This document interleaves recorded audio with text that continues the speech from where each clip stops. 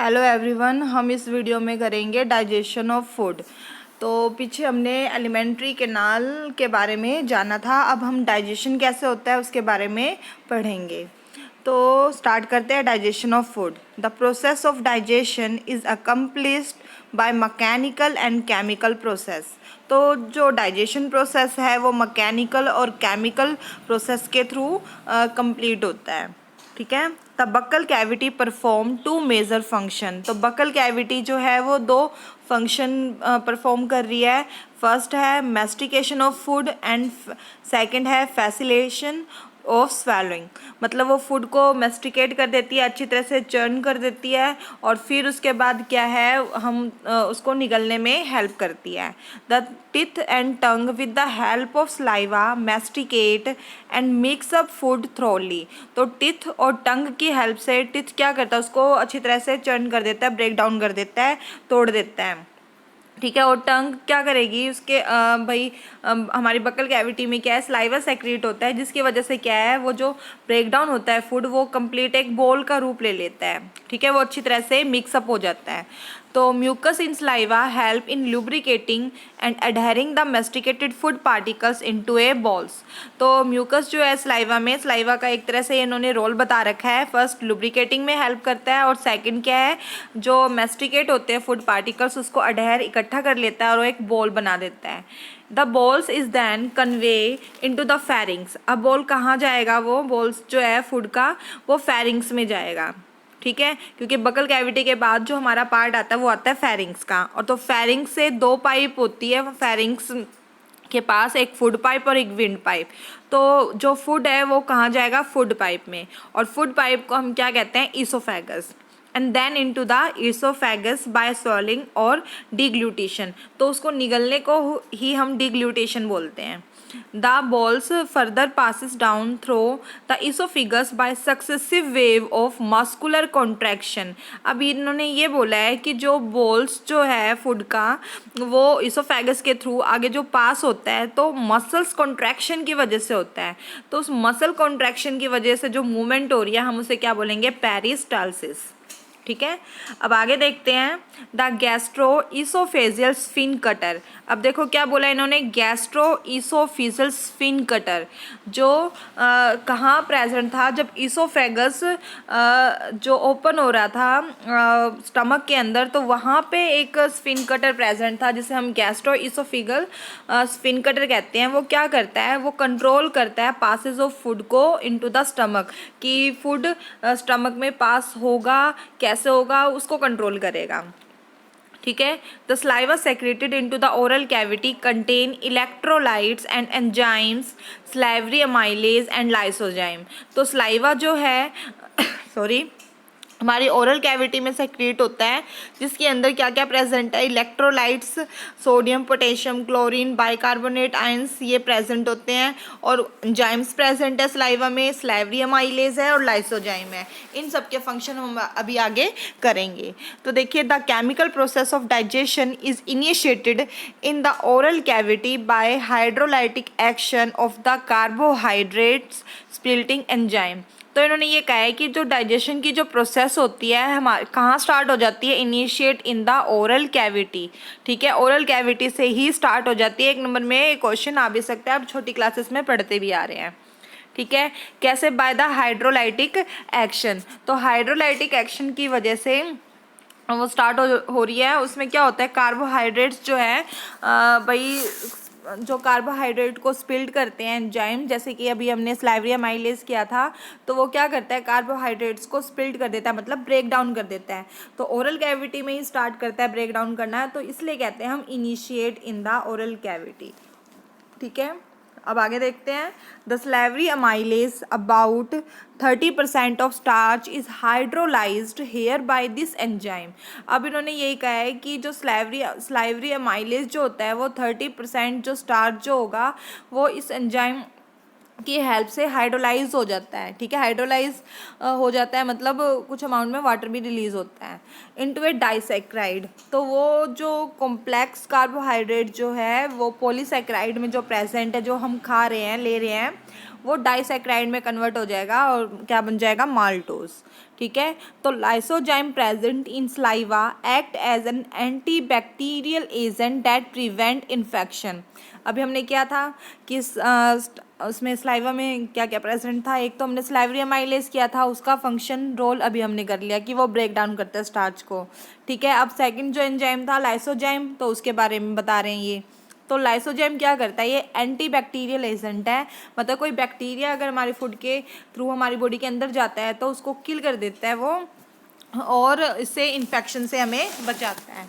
ठीक है, तो स्टार्च यहाँ पे रिएक्शन के थ्रू बता रखा है सलाइवरी अमाइलेज कैसे स्टार्च को कन्वर्ट कर रहा है माल्टोज में, और उनका पीएच कितना होता है 6.8 के अराउंड। अब हम आगे देखते हैं द म्यूकोसा ऑफ स्टमक। अब देखिए मतलब इसोफेगस से पास होता होता हमारा फूड कहाँ जाएगा, स्टमक में, तो ये स्टमक के अंदर का बता रहे हैं। ठीक है, the mucosa of stomach has gastric gland.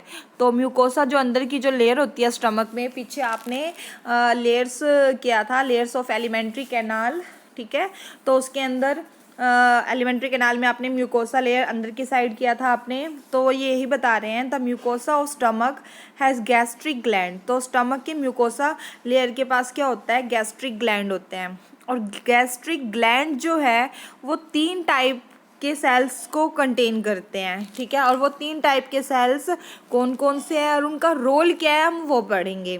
तो देखिए फर्स्ट पॉइंट में क्या बताया इन्होंने, म्यूकस नेक सेल्स। ठीक है, वो क्या करेगा, जैसे कि नाम बता रहा है, रिप्रेजेंट कर रहा है म्यूकस, तो ये सेक्रेट करेंगे म्यूकस। ठीक है, सेकंड जो सेल इनके पास प्रेजेंट है वो है पेप्टिक और चीफ सेल। ये क्या करते हैं, secrete the pro enzyme pepsinogen. ये पेप्सिनोजन प्रो एंजाइम पेप्सिनोजन को सेक्रीट करते हैं। इन सब के फंक्शन अभी हम नीचे करेंगे। ठीक है, तो थर्ड किस टाइप के सेल्स प्रेजेंट है, पैराइटल और ऑक्जेंटिक सेल। देखो पैराइटल को ही ऑक्जेंटिक सेल्स बोलते हैं, विच सेक्रीट, ये क्या सेक्रीट कर रहे हैं, HCl एंड इंट्रिंसिक फैक्टर। ठीक है, HCl और इंट्रिंसिक फैक्टर सेक्रेट करते हैं। और इंट्रिंसिक फैक्टर का काम क्या होता है, हम जो विटामिन्स लेते हैं B12, तो उसके एब्जॉर्प्शन के लिए इंट्रिंसिक फैक्टर ज़रूरी है, और वो किसकी वजह से रिलीज़ होते हैं, ऑक्जेंटिक सेल की वजह से। और ऑक्जेंटिक सेल कहाँ प्रेजेंट है, स्टमक के म्यूकोसा के गैस्ट्रिक ग्लैंड के पास। ठीक है, हम आगे देखते हैं। अब हमारा फूड जो है वो स्टमक में आ चुका है। अब स्टमक में वो कितने घंटे तक रहेगा, 4 to 5 आवर्स। ठीक है, the stomach stores the food for 4 to 5 hours. The food mixes thoroughly with the acidic gastric juice of the stomach by churning movement of its muscular wall and is called chyme। देखो अभी ये क्या बोल रहे हैं, जो food जो है, जो स्टमक के अंदर जो गैस्ट्रिक ग्लैंड जो है वो गैस्ट्रिक जूस को सेक्रेट करता है, वो कैसे नेचर का है, एसिडिक नेचर का है। तो फूड उस गैस्ट्रिक जूस के साथ मिक्स हो जाता है। ठीक है, फिर उसके बाद क्या है, जो मस्कुलर वॉल, जो स्टमक की जो मसल्स की जो वॉल होती है वो उसको मूवमेंट होती है उसमें, और वो उसको चर्न कर देता है, मीन्स ब्रेक डाउन कर देता है। तो कंप्लीट ब्रेक डाउन नहीं हुआ है फूड का, इसलिए हमने इसको क्या बोला है, काइम, मतलब हाफ ही ब्रेक डाउन हुआ है। ठीक है, अब हमने पेप्टिक सेल का किया था जो कि प्रोएंजाइम को सेक्रेट करता है, तो उसके बारे में देखो क्या बता रहे हैं ये, the proenzyme pepsinogen on exposure to hydrochloric acid. मतलब पेप्सिनोजन जो है वो हाइड्रोक्लोरिक एसिड के एक्सपोज करने पर, ठीक है, मतलब अगर हाइड्रोक्लोरिक एसिड एक्सपोज नहीं होगा तो प्रोएंजाइम पेप्सिनोजन काम नहीं करेंगे। ये कब वर्क करेंगे, जब प्रोएंजाइम पेप्सिनोजन हाइड्रोक्लोरिक एसिड के कांटेक्ट में आएंगे। तो करते क्या है, ये converted into active enzyme. Proenzyme pepsinogen active enzyme pepsin में कन्वर्ट हो जाएंगे। ठीक है, the proteolytic enzyme of the stomach. तो ये क्या है, प्रोटोलाइटिक एंजाइम है स्टमक का। तो पेप्सिन कन्वर्ट, अब पेप्सिन क्या करता है, वो प्रोटीन को कन्वर्ट कर देता है प्रोटियोज एंड पेप्टोन से। मतलब जिस चीज़ से कोई सब्सटेंस बना हुआ है वो उसका कॉम्प्लेक्स फॉर्म हमें मिल रहा है, हम जो भी लेते हैं हम कॉम्प्लेक्स फॉर्म में लेते हैं। अब वो जिनसे मिलके बने हुए हैं, सिंपल फॉर्म उनका क्या होगा, जिनसे वो मिलकर बने हुए हैं तो उस फॉर्म में वो कन्वर्ट हो जाते हैं। जैसे कि प्रोटीन भाई पेप्टाइड से मिलके बने हुए हैं तो वो उसमें टूट जाएगा। ठीक है, तो इन्होंने यही बताया है, pepsin convert protein into proteoses and peptones. ठीक है, प्रोटीन पेप्टाइड्स में कन्वर्ट हो चुका है। The mucus and bicarbonates present in the gastric juice play an important role in lubrication and protection of mucosal epithelium from excoriation by the highly concentrated hydrochloric acid. देखिए अब हमारी body के अंदर मतलब स्टमक में HCl जो है concentrated secrete होता है। ठीक है, अब आपको पता है कि एसिड हार्म पहुंचा सकता है, तो इस HCl के हार्म पहुंचाने की जो कैपेसिटी जो है तो उससे हमें बचाएगा कौन, म्यूकस और ये बाइकार्बोनेट साइंस। ये क्या करते हैं, ये एसिडिक एसिड से हमारी जो लेयर जो होती है स्टमक की उससे प्रोटेक्ट करते हैं। ठीक है, एक लुब्रिकेशन प्रोवाइड करेंगे। आई होप आप इस लाइन का मीनिंग समझ गए होंगे। अब हम आगे देखते हैं। HCl provide the acidic pH, तो HCl जो है वो एसिडिक pH प्रोवाइड करता है। ऑप्टिमल फॉर पेप्सिन, जो कि पेप्सिन को चाहिए, क्योंकि अभी हमने किया था प्रो एंजाइम पेप्सिनोजन HCl की प्रेजेंस में कन्वर्ट होता है पेप्सिन में। तो पेप्सिन बनने के लिए क्या चाहिए, HCl चाहिए, तो ये बता रहे हैं ये कितना pH होता है। देखो HCl जो एसिडिक pH प्रोवाइड करता है 1.8, देख लो बहुत ही ज़्यादा एसिडिक है नेचर का। ठीक है, अब आगे देखते हैं रेनिन। तो ये स्पेलिंग अच्छी तरह से याद कीजिएगा, क्योंकि ये रेनिन जो वर्ड है वो हमारा एक्सक्रीटरी सिस्टम में भी आएगा, इसलिए आप इसे ध्यान में रखिए। इसमें डबल N है और उसके अंदर सिंगल N आएगा और दोनों का फंक्शन जो है वो अलग अलग है। तो हम डाइजेशन कर रहे हैं तो इस रेनिन के बारे में पढ़ते हैं, जब हम एक्सक्रीटरी सिस्टम करेंगे तब दूसरे रेनिन के बारे में जानेंगे। तो हम स्टार्ट करते हैं। Rennin is a proteolytic enzyme found in gastric juice of infant. ठीक है, ये रेनिन जो है वो कहाँ मिल रहा है, इन्फेंट के गैस्ट्रिक जूस में। और करता क्या ये, which help in the digestion of milk protein, ये मिल्क प्रोटीन के डाइजेशन में हेल्प करता है, क्योंकि जो छोटा बच्चा जो होता है बेबी वो सिर्फ मिल्क ही लेता है, तो उस मिल्क के डाइजेशन में रेनिन जो है वो हेल्प करेगा। ठीक है, small amount of lipase are also secreted by gastric gland. अब इन्होंने कहा है कि कुछ अमाउंट में गैस्ट्रिक ग्लैंड जो है वो लाइपेज भी सेक्रेट करता है। ठीक है, तो अब आगे देखते हैं। Various type of movement are generated by the muscularis layer of the small intestine.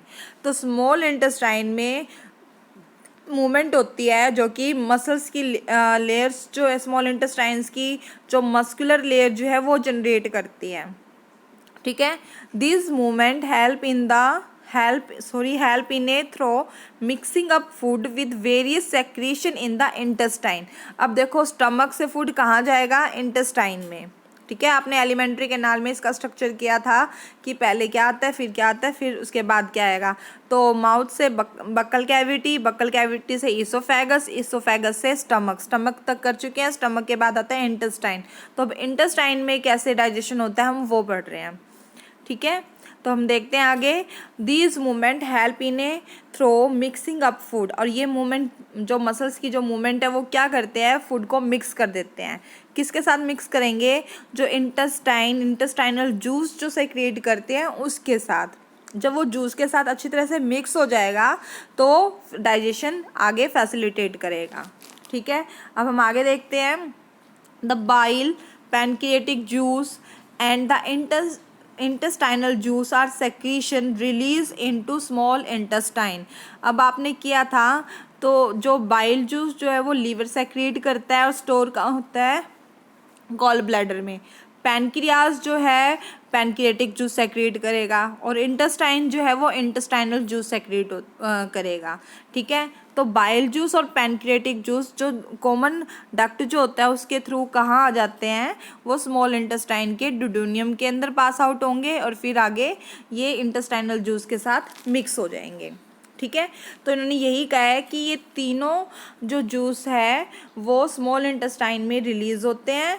ठीक है, तो pancreatic juice and bile are release through the hepatopancreatic duct. अब इन्होंने यही बताया जो पैनक्रियाटिक जूस है और जो बाइल जूस है वो हेपेटोपैनक्रियाटिक डक्ट के थ्रू रिलीज होता है। और द पैनक्रियाटिक जूस, अब पैनक्रियाटिक जूस में कौन कौन से एंजाइम्स होते हैं वो इनके बारे में बता रहे हैं हम। तो कौन कौन से एंजाइम्स प्रेजेंट है?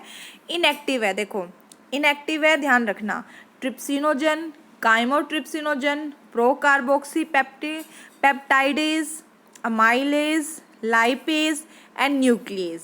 ठीक है, ये सारे एंजाइम प्रेजेंट है। करते क्या है, रोल क्या है, अब हम पढ़ेंगे, ध्यान से सुनिएगा।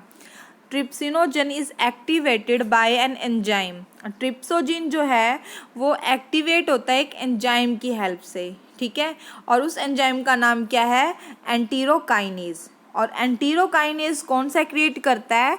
बाय इंटेस्टाइनल म्यूकोसा, मतलब जो इंटेस्टाइन का म्यूकोसा जो लेयर जो है वो एंजाइम सेक्रेट करेगी एंटीरोकाइनेज।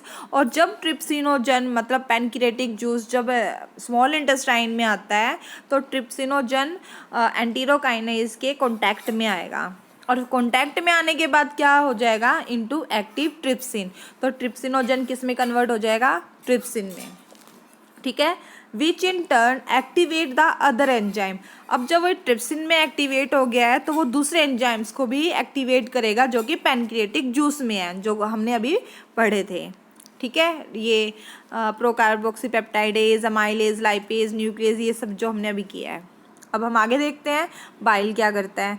तो bile release into duodenum contain bile pigment. तो बाइल जूस के अंदर बाइल पिगमेंट होता है, बाइलिरुबिन एंड बाइलिवर्डिन। ठीक है, इसके साथ साथ बाइल साल्ट, कोलेस्ट्रॉल, फॉस्फोलिपिड्स, ये सब प्रेजेंट है, बट इसके पास एंजाइम्स नहीं है। फिर भी ये बहुत ही इंपॉर्टेंट रोल प्ले करता है। क्या करता है ये? Bile help in emulsification of fat. Emulsification क्या होता है? Break down of the fat. तो ये फैट को इमल्सिफाई कर देता है, ब्रेकिंग डाउन कर देगा फैट को और स्मॉल मिसल्स में बना देगा, कन्वर्ट कर देगा। ठीक है, बाइल आल्सो एक्टिवेट लाइपेज। और बाइल क्या करता है? लाइपेज को भी एक्टिवेट करता है। ठीक है, अब आगे देखते हैं हम। The intestinal mucosal epithelium has goblet cell. तो इंटेस्टाइनल म्यूकोसल एपिथीलियम जो होता है उसके पास गोबलेट सेल्स प्रेजेंट है विच सेक्रीट म्यूकस। और वो क्या करेगा? म्यूकस को सेक्रीट करेगा। The secretion of the brush border cells of the mucosa along with the secretion of the goblet cell constitute the intestinal juice। अब इन्होंने कहा है जो म्यूकोसा जो सेक्रेट करता है साथ में गोबलेट सेल का जो सेक्रीशन है वो दोनों मिलकर क्या बनाएगा? इंटेस्टाइनल जूस, जिसे हम क्या बोलते हैं? सक्कस एंटेरिकस बोलते हैं। ठीक है, अब इस जूस में क्या है? एंजाइम्स है कई टाइप के, वैरायटी ऑफ एंजाइम, डाइसैक्राइडेज। ठीक है, जो कि जो डाइसैक्राइड्स जो होते हैं उनको ब्रेक डाउन करेंगे, जैसे कि जो पॉलीसैक्राइड स्टार्च था पीछे हमने क्या था, वो डाइसैक्राइड माल्टोज में कन्वर्ट हो जाता है। अब ये डाइसैक्राइड माल्टोज को सिंपल में कन्वर्ट करेगा, सिंपल फॉर्म में। ठीक है, फिर है पेप्टाइडेज। अब ये क्या है? जो पीछे प्रोटीन ब्रेक डाउन हुआ था, पेप्टाइड्स पेप्टोन्स में कन्वर्ट जो हुए थे, अब वो उसको और सिंपल फॉर्म में कन्वर्ट करेगा। ये लाइपेज क्या करता है? फैट को कन्वर्ट करेगा सिंपल फॉर्म में। न्यूक्लियोसाइडेज क्या करेगा? न्यूक्लियोसाइड को करेगा। ठीक है, अब हम आगे देखते हैं। The mucus along with the bicarbonate from the pancreas protect the intestinal mucosa from acid as well as provide an alkaline medium. अब जो म्यूकस जो है वो बाइकार्बोनेट के साथ मिलकर वो क्या करता है? पैनक्रियाज को एसिडिक मीडियम से बचाएगा, और वो क्या करता है? वो उनको एल्केलाइन मीडियम में कन्वर्ट कर देता है। ठीक है, ताकि एंजाइम आगे काम कर सके, ठीक है, फॉर एंजाइमेटिक एक्टिविटी के लिए। तो वो एल्कलाइन मीडियम में जो कन्वर्ट करता है, अब इंटेस्टाइन के अंदर कितना पीएच बनेगा जब एंजाइम काम करेंगे, तो वो 7.8 में करेंगे। ठीक है, तो सब mucosal gland, Brunner's gland also help in this. जो सब म्यूकोसल ग्लैंड में जो ब्रूनर्स ग्लैंड होते हैं वो भी इसमें हेल्प करते हैं। ठीक है, तो ये जो पीछे अभी हमने बताया था हमने आपको कि इसमें कन्वर्ट हो जाते हैं, उसी को ये फ्लो चार्ट के थ्रू समझा रहे हैं। तो देखिए, proteins, proteoses and peptones in the chyme. ठीक है, मतलब कंप्लीट डाइजेशन नहीं है, हाफ डाइजेशन है, partially reaching the intestine. Small stomach के अंदर ये सब कन्वर्ट हुए थे, तो स्मॉल से जब इंटेस्टाइन सॉरी इंटेस्टाइन में आते हैं तो वहाँ पे एंजाइम्स एक्ट करेगा। ठीक है, तो by the proteolytic enzymes of pancreatic juice, और वो कैसे किस में कन्वर्ट कर देते हैं, प्रोटीन्स, पेप्टोन्स, प्रोटियोज, इन तीनों को ट्रिप्सिन, काइमोट्रिप्सिन और कार्बोक्सी पेप्टिडाइज, ठीक है, पेप्टाइडेज, तो ये इनको डाईपेप्टाइड्स में कन्वर्ट कर देंगे। ठीक है, मतलब ये प्रोटीन्स पे काम कर रहे हैं, प्रोटीन्स को ब्रेक डाउन करने में हेल्प कर रहे हैं। ठीक है, कॉम्प्लेक्स फॉर्म के प्रोटीन्स को याद रखिएगा। अब है कार्बोहाइड्रेट्स इन द काइम। अब काइम में जो कार्बोहाइड्रेट्स है वो कैसे हाइड्रोलाइज होते हैं, बाय पैनक्रियाटिक अमाइलेज। अब पैनक्रियाटिक अमाइलेज क्या है, स्टार्च पे एक्ट करेगा और वो कन्वर्ट कर देगा डाइसैक्राइड में। ठीक है, अब fat are broken down by lipase. Fat जो है वो लाइपेज में कन्वर्ट हो जाता है। ठीक है, मतलब फैटी एसिड में और ग्लिसरॉल में कन्वर्ट होता है, पर कौन फैट को ब्रेक डाउन करता है, लाइपेज एंजाइम। तो एज जो है वो एंजाइम है, with the help of bile. अभी हमने क्या था, बाइल इमल्सिफिकेशन में हेल्प करता है, इसलिए ये बोल रहे हैं with the help of bile. और किस में कन्वर्ट हो गया, डाई एंड मोनोग्लिसराइड्स में। ठीक है, जैसे कि आप इस केमिकल रिएक्शन के थ्रू देख भी सकते हैं। अब न्यूक्लियस क्या है, in the pancreatic juice act on nucleic acid. Nucleus जो पैनक्रियाटिक जूस में जो प्रेजेंट है एंजाइम, वो क्या करेगा, न्यूक्लिक एसिड पर में काम करेगा, उस पर एक्ट करेगा, और वो क्या बना देगा, न्यूक्लियोटाइड एंड न्यूक्लियोसाइड्स में। मतलब जो जिससे मिलकर बना हुआ है अपनी सिंपल फॉर्म में कन्वर्ट हो जाते हैं। ध्यान रखिए, जहाँ पे ज़्यादातर ASE लिखा होता है, एज वो एंजाइम्स को रिप्रेजेंट करता है। ज़्यादातर बोला मैंने, मोस्टली, सारे नहीं बोले हैं। ठीक है, याद रखिएगा। अब आगे देखते हैं, the enzyme in the succus entericus. अब जो इंटेस्टाइनल जूस जो किया था अभी हमने, act on the end product of above reaction. इन सब के एंड प्रोडक्ट पे काम करते हैं, जैसे कि डाईपेप्टाइड्स बना था अभी यहाँ पे। ठीक है, यहाँ डाइसैक्राइड्स है, मोनोग्लिसराइड, न्यूक्लियोसाइड। अब इन्होंने कहा कि इनके एंड प्रोडक्ट पे काम करते हैं ये, to form respective simple absorbable form, और वो किस में कन्वर्ट कर देंगे, एब्जॉर्बेबल फॉर्म में। ठीक है, the final step in digestion occur very close to the mucosal epithelial cell of the intestine. तो उन्होंने कहा है कि वो फाइनल स्टेप तक पहुंचा देते हैं। ठीक है, और जो कि म्यूकस और एपिथेलियल सेल्स इंटेस्टाइन जो प्रेजेंट है उसके बिल्कुल क्लोज होते हैं। तो डाईपेप्टाइड्स किस में कन्वर्ट हो गया, अमीनो एसिड्स में, क्योंकि जो पेप्टाइड्स जो होते हैं वो अमीनो एसिड से मिलकर बने होते हैं। कौन कन्वर्ट करेगा, डाईपेप्टाइडेज। ठीक है, और maltose convert into glucose plus glucose in the presence of maltase. Lactose convert हो रहा है ग्लूकोज प्लस ग्लैक्टोज में, किसकी प्रेजेंस में, लैक्टेज की प्रेजेंस में। देखो नाम से ही है, जो प्रोडक्ट है उसी के नाम से एंजाइम भी है। माल्टोज है तो माल्टेज, लैक्टोज है तो लैक्टेज, डाईपेप्टाइड्स है तो डाईपेप्टाइडेज। अब सुक्रोज है तो सुक्रेज, तो वो किस में कन्वर्ट होगा, ग्लूकोज प्लस फ्रक्टोज में। अब है न्यूक्लियोटाइड, न्यूक्लियोटाइडेज किस में कन्वर्ट होंगे, न्यूक्लियोसाइड्स में। अब न्यूक्लियोसाइडेज किस में कन्वर्ट कर देंगे, न्यूक्लियोसाइड को शुगर और बेस में। ठीक है, तो डाई एंड मोनोग्लिसराइड्स किस में कन्वर्ट हो जाएंगे, फैटी एसिड एंड ग्लिसरॉल में, तो लाइपेज की प्रेजेंस में। The break down of biomolecules mention above occur in the duodenum region of the small intestine. देखो अब क्या बोला इन्होंने, याद रखिए, ध्यान से पढ़िए। ब्रेक डाउन जो है बायोमोलिक्यूल्स का वो कहाँ हो रहा है, स्मॉल इंटेस्टाइन के ड्यूडेनियम रीजन में। ठीक है, द सिंपल सब्सटेंस दस फॉर्म, सिंपल सब्सटेंस बन चुका है। अब एब्जॉर्ब का होगा इन द जिजोनियम, तो एब्जॉर्ब हो रहा है जिजोनियम में। And ileum region of the small intestine, यहाँ पे क्या हो जाएगा, जिजोनियम और स्मॉल इलियम जो रीजन है वहाँ पे एब्जॉर्ब कर लेंगे, पर ब्रेक डाउन ड्यूडेनियम में। The undigested and unabsorbable substance are passed on to the large intestine। अब फिर क्या है, जो undigested food जो है वो कहाँ पास हो जाएगा, लार्ज इंटेस्टाइन में। ठीक है, आई होप आप इतना जो ब्रेक डाउन है वो आप फूड का स्मॉल इंटेस्टाइन तक समझ गए होंगे। अब लार्ज इंटेस्टाइन का क्या फंक्शन है, क्या रोल है, वहाँ पे क्या काम करता है लार्ज इंटेस्टाइन, वो हम नेक्स्ट वीडियो में करेंगे। Thank you.